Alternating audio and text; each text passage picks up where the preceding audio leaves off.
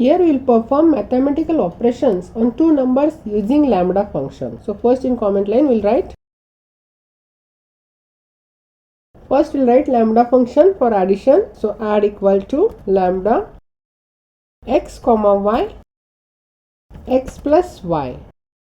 Then we will write lambda function for subtraction. So sub equal to lambda x comma y, which will return x minus y. Then we will write for multiplication. So multiplication lambda for x comma y and will return x into y.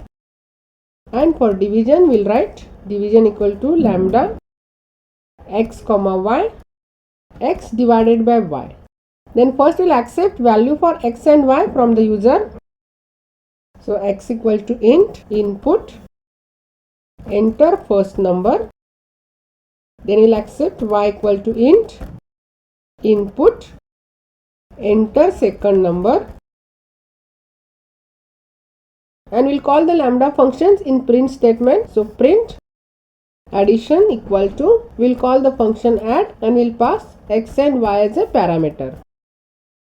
Then we will call subtraction and here we will call the function sub with x comma y parameter. Then print multiplication, we will call the function multiplication for x and y. And print division for division with x comma y. And we execute it.